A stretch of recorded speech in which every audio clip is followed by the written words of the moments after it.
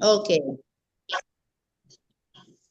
Buenas tardes, vamos a dar inicio entonces a nuestra clase número 8 y nuestra hermana Zulay inicia la oración, luego Maribel con la alabanza y el hermano Josué nos tendrá la palabra.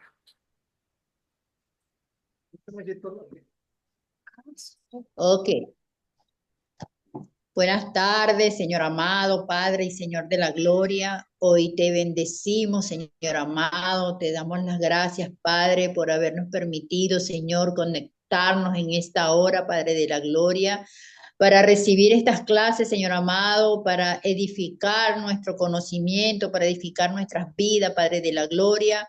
Te pedimos, Señor, que nos des entendimiento en este día, Padre. Te pido que bendigas a cada uno de mis hermanos, que bendigas a la profesora, Padre de la gloria, y que abran, Señor, nuestro entendimiento, porque de verdad queremos aprender, Señor amado, pero necesitamos de tu ayuda, Señor amado, para poder entender, Padre de la gloria, de una forma clara, Señor, estas clases maravillosas que profundizan, Señor, tu palabra, la Biblia, Señor amado, en el poderoso nombre de Jesús. Estamos aprendiendo, Padre de la gloria, cosas evidentemente que no sabíamos, Señor. En el nombre poderoso de Jesús te pido, Señor, que tomes el control de este momento, de este tiempo en el cual vamos a estar estudiando, Señor, estos temas, Padre de la gloria. Te pedimos, Señor, que seas tú el que tome, Señor, el control de nuestros corazones, de nuestras mentes, Padre de la gloria, y que nos enfoquemos, Padre, de lo que vamos a hablar, de lo que vamos a aprender en este día, Señor amado.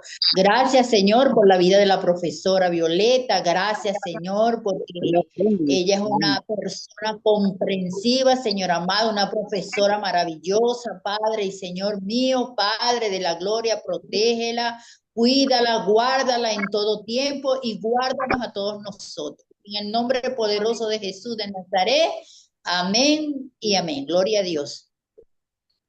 Amén, Amén. amén. Glorificado sea el Señor, por siempre y para siempre.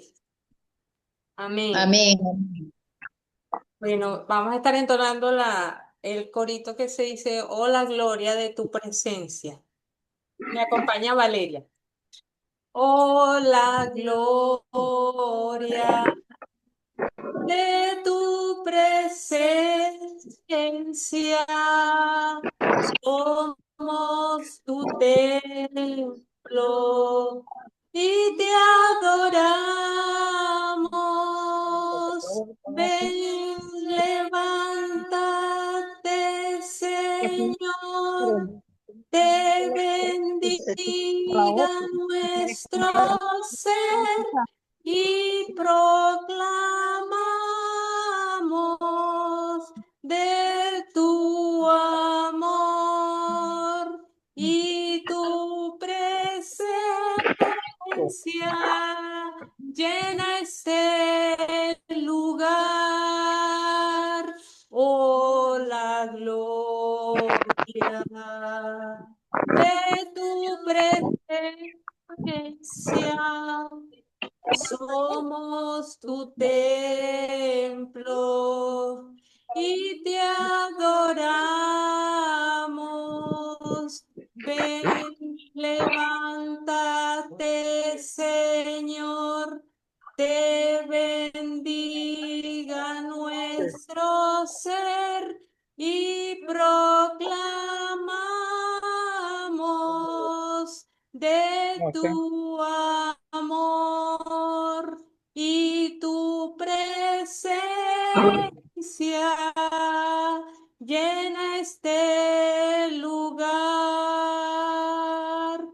Delante de tu trono, Señor, yo quiero estar para contemplar tu hermosura y santidad.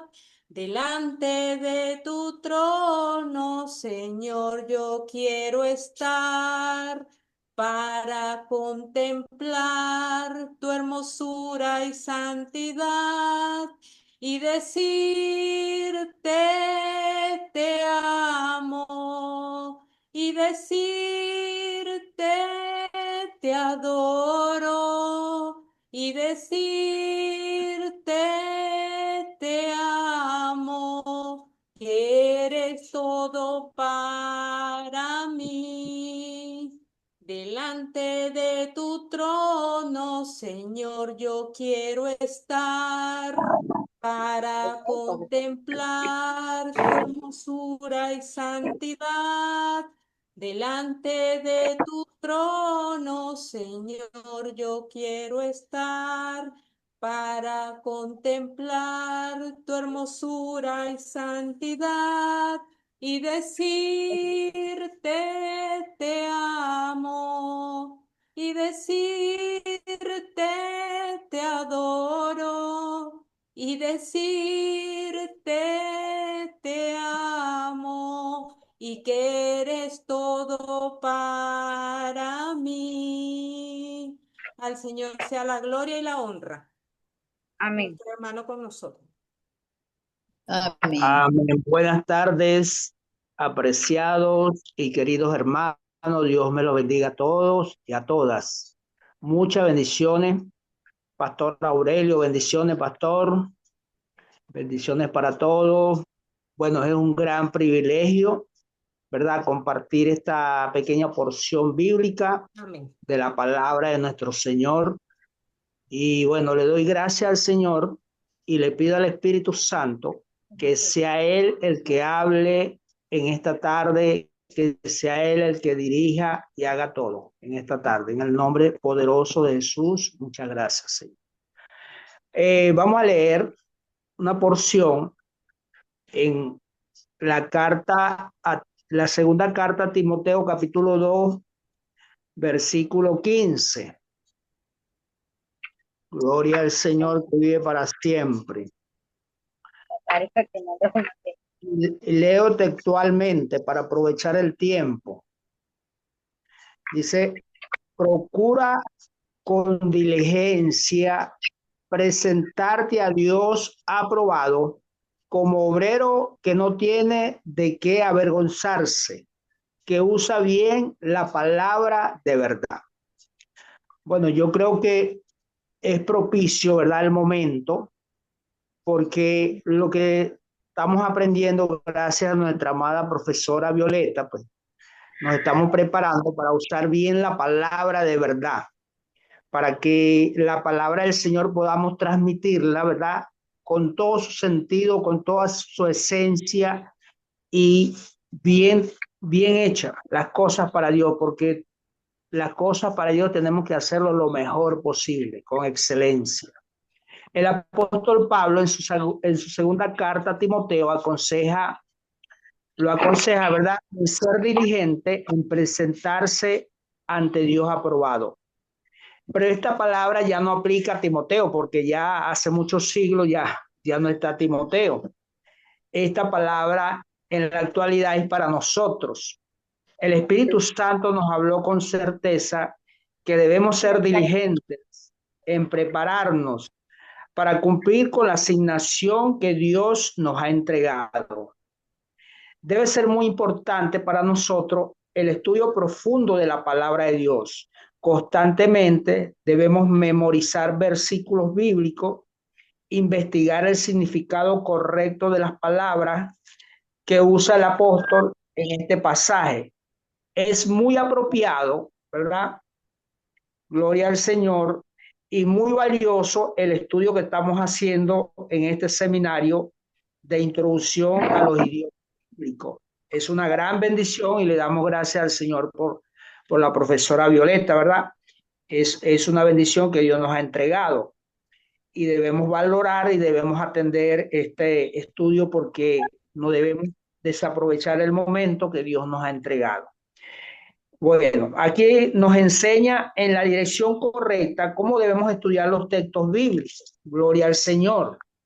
En Deuteronomio 4:9 nos dice el Señor, por tanto, guárdate y guarda tu alma con diligencia, para que no te olvides de las cosas que tus ojos han visto, ni te apartes de tu corazón todos los días de tu vida, antes bien las enseñarás a tus hijos y a los hijos de tus hijos. Yo creo que la responsabilidad es grande delante del Señor, porque no solamente nosotros, nuestros hijos, nuestros nietos, nuestros vecinos, nuestros familiares, todos los amigos, ¿verdad? Tenemos una gran responsabilidad en prepararnos para que esa palabra llegue y sea impartida por el Espíritu Santo, porque cuando hacemos las cosas bien, el Espíritu Santo nos respalda, es el que va a enseñar, es el que va a ministrar, es el que va a dirigir la palabra y va a dar la palabra correcta de acuerdo a la necesidad del momento, de acuerdo a la necesidad que tienen las personas allí, ¿verdad? Y es el que nos va a usar y toda la gloria y la honra sean para Él porque Él es el que hace posible todas las cosas. Entonces, el hecho de ser diligente también se puede entender como ser esforzado en la preparación de la palabra de Dios, lo cual requiere que le dediquemos tiempo en aprender los principios, leyes, mandamientos y promesas. Yo dije hace pocos días que estaba predicando en la célula, cómo nosotros no le dedicamos tiempo a esto, ¿cómo vamos a aprender la historia de más de 4000 años si no le dedicamos tiempo? Imagínense, esto necesitamos dedicarle tiempo y necesitamos aprender, necesitamos ser esforzados y valientes en esto para que la gloria de Dios se derrame de verdad en nosotros, en nuestra ciudad y en Venezuela. Bueno, muchas gracias, bendiciones. Amén. Gracias. Gloria a Dios. Amén, mi hermano Josué. Gracias por la palabra, gracias por la alabanza y la oración. Entonces, bueno, vamos a empezar para hoy. Tenemos la discusión de la lectura de José Martínez, ¿verdad? La lectura de José Martínez que trata en general sobre la importancia de los estudios lingüísticos o léxicos. Entonces tenemos el cuestionario.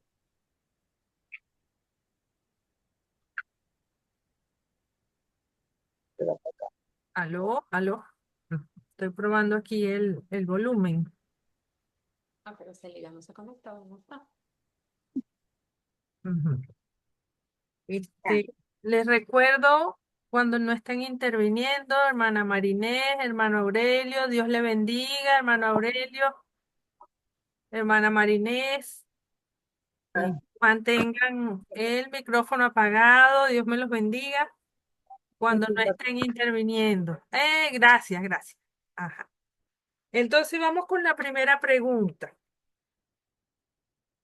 ¿Por qué se debe iniciar el análisis lingüístico estudiando el contexto general? Bueno, yo puedo contestar.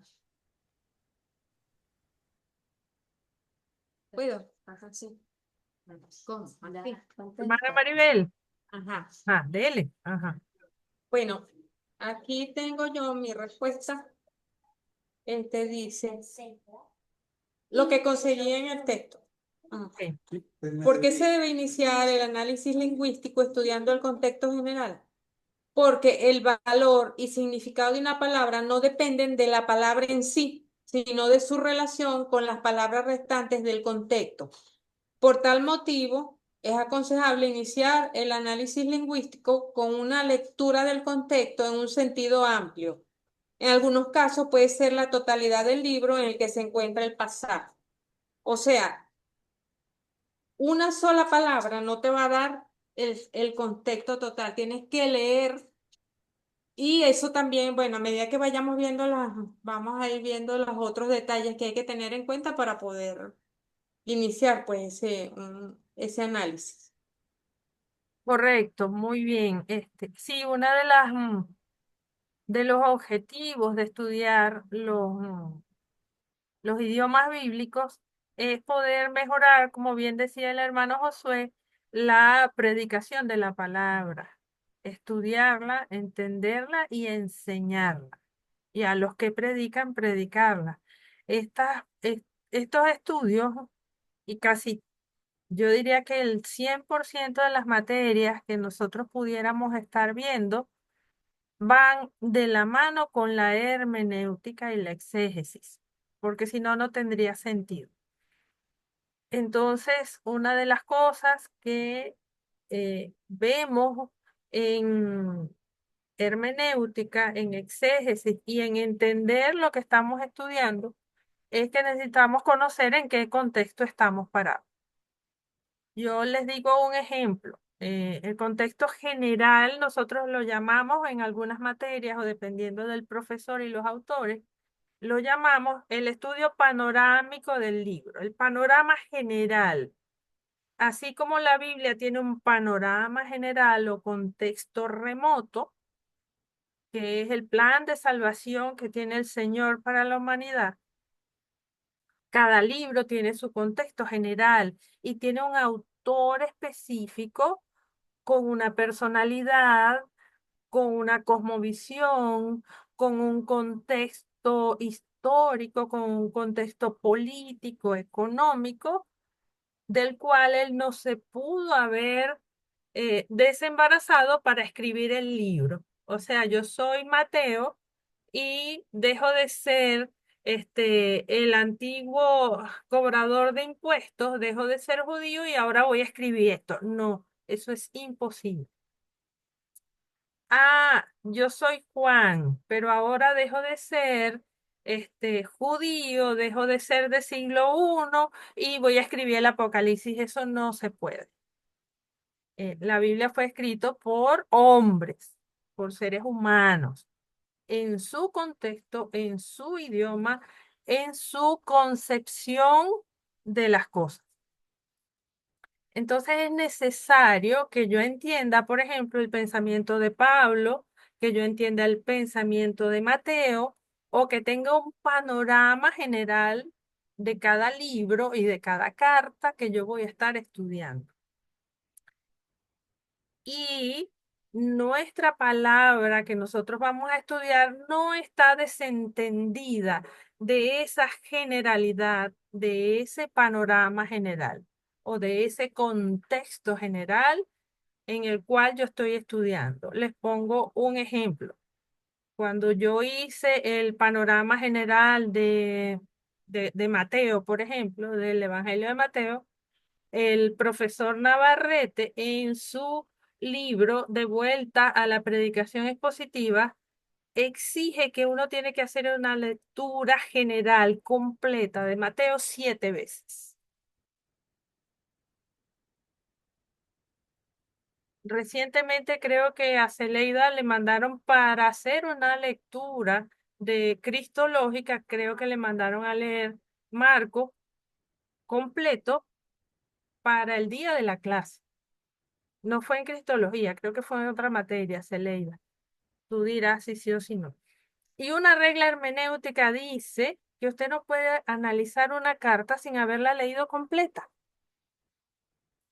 Si yo les mando una carta a ustedes, como antes se estilaba, supóngase una hoja o dos, ahí va una carta, usted no agarra a leerla en el tercio inferior sin haber leído el, el, el, el inicio, la fecha, quién la mandó, cuándo la mandó, el destinatario es que yo, Pablo, a las iglesias. Ah, no, no. Nosotros agarramos y muchas veces nos vamos al final de la carta, más o menos como hizo mi hermano ahorita, pero ahorita estamos hablando de una reflexión sencilla.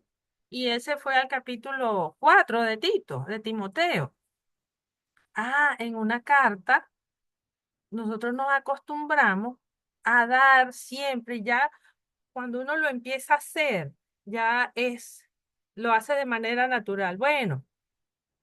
Ustedes saben que Pablo le escribió a Tito, a Timoteo, y aquí Timoteo estaba en Éfeso, y entonces te metes en el contexto. Las cartas que hizo Pablo fueron para corregir cosas.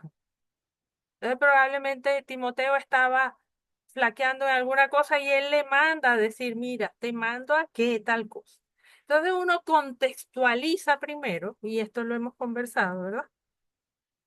Porque la palabra que yo voy a estudiar está relacionada con el pensamiento del autor, con el autor y con todo el contexto general. ¿Sí? ¿Alguna pregunta, algún detalle? Pasamos a Creo la que está, segunda. creo que está muy claro. Ok. Nunca está de más abundar en el contexto, porque del contexto y sus variedades, remoto, inmediato, anterior, posterior, va a depender la adecuada exégesis o la mejor exégesis que uno pueda hacer y brindarle a la palabra del Señor. Segunda pregunta, Yo, ¿cuáles son, yo, eh, dígame mi hermana Zulay? no, yo con la segunda pregunta, si Ok, me lo permite. muy bien, ¿cuáles son criterios ¿Cuál para es? seleccionar las palabras claves del pasaje? Una palabra es significativa cuando responde a alguno de los siguientes criterios. A. Desempeña un papel clave en el pasaje que se interpreta. B. Ha aparecido frecuentemente en contextos anteriores. Y C. Es importante en el curso de la historia de la salvación anterior del texto. Cada una de las palabras seleccionadas debe ser examinada con el objeto de determinar su significado. Eso fue lo que yo cada palabra pues desempeña un papel clave en el pasaje que se interpreta. Debemos ahondar en esa palabra y buscar pues determinar el objeto, el significado de la misma. O sea, profundizar pues. Es lo que puedo entender sobre estos tres criterios que nos habla, nos escribe el libro pues ¿Quién es el autor de del José libro? Martínez. Ajá, José Martínez. Muy bien, mi hermana. ¿Algún comentario? Yo estoy de acuerdo con lo que ha dicho la hermana Zulay. ¿Algún comentario?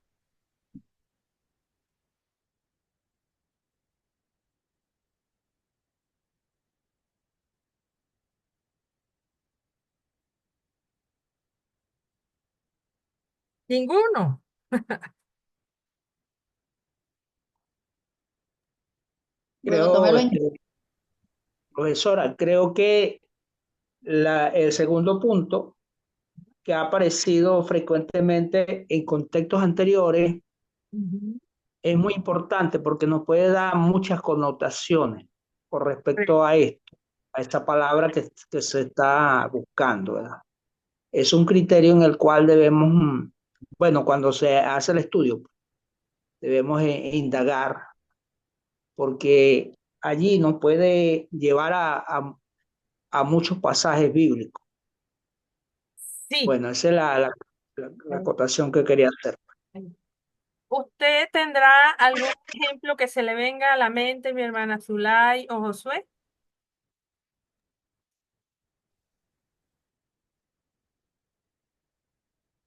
de palabras que se hayan repetido y en contextos anteriores o en el mismo contexto?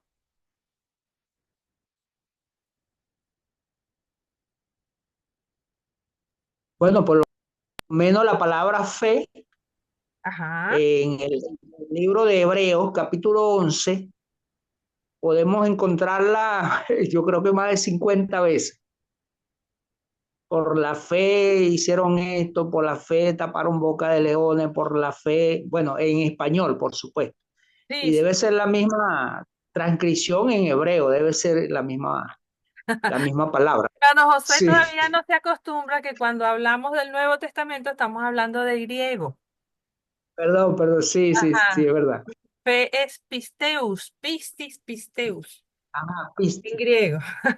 Sí, Entonces, sí. sí, es un buen ejemplo, excelente ejemplo.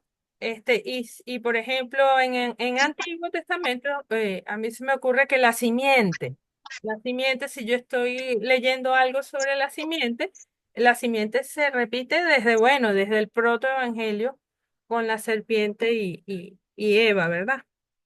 Este, Igual que la promesa, profesora, promesa. Exactamente, La Exactamente. promesa, ajá, Pacto. también se repite el Mm, pacto en el muy Antiguo bien, Testamento. correcto. Vamos con... Ah, y yo les pregunto, si usted ahora empieza a leer un texto, ¿usted cree que pudiera encontrar o saber cuáles son las palabras clave?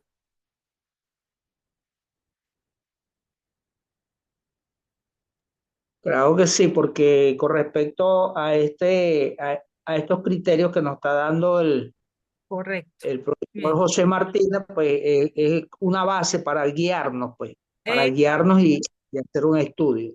Y tenemos el Sí, maestro principal, que es el Espíritu Santo, que nos correcto, guía sí, y nos lleva a toda verdad. Y nosotros le sí. clamamos y él nos dice, mira, vete por aquí. Ok, pregunta número 3. ¿Qué significa usus loquendi? ¿Por qué es importante en el Que lo estudio de la entiendo. palabra? Valeria. Valeria. Ujú.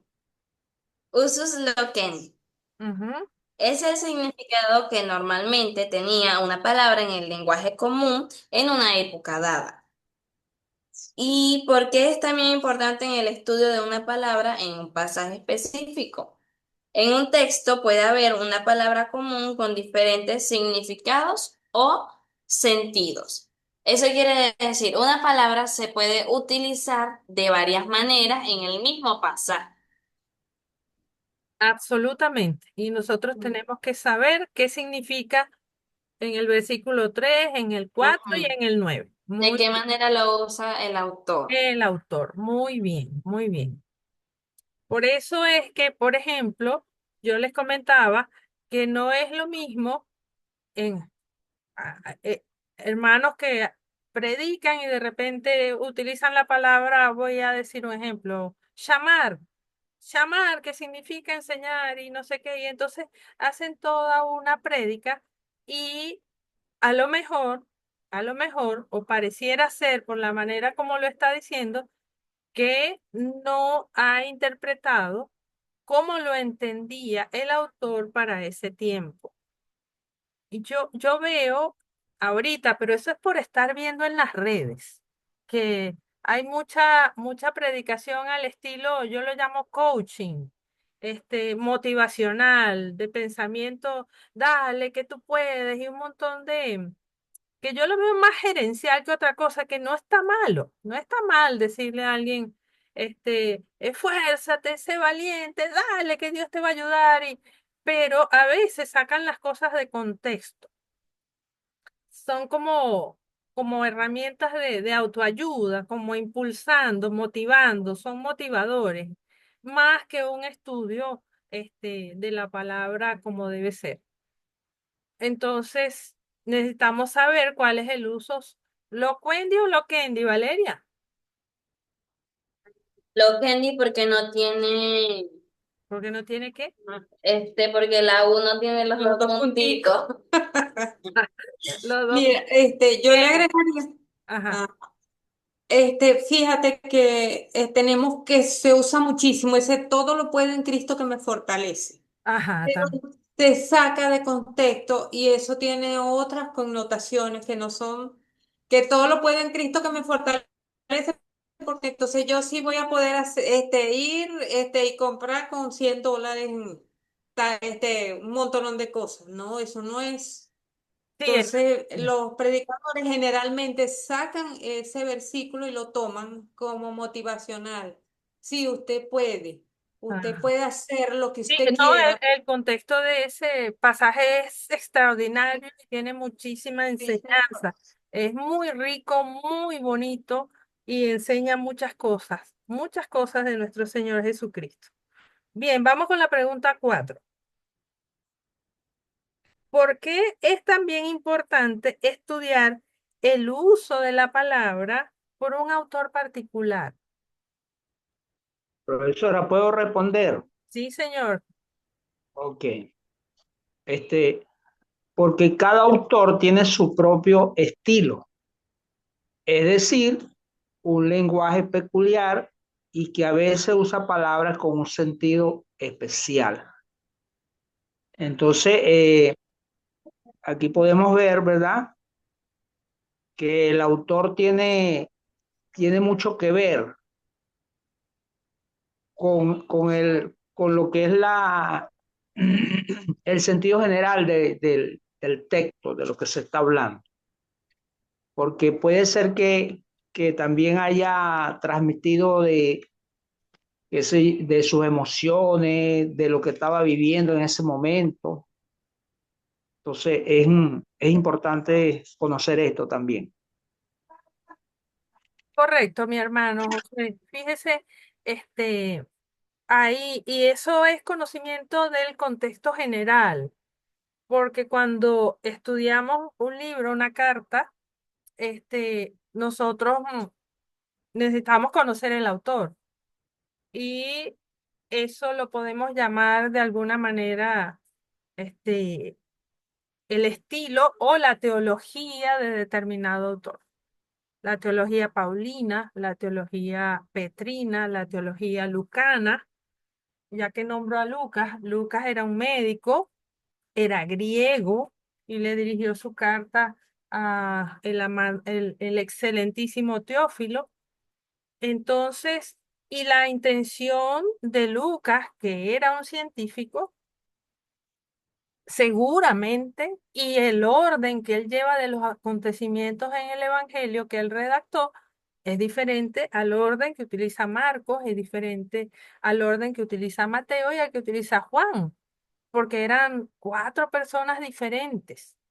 Entonces, necesitamos, como dice usted, saber el estilo de ese autor, que era, por ejemplo, Lucas, que pensaba como griego, como médico, es diferente a como redactó, por decirlo de alguna manera, Juan.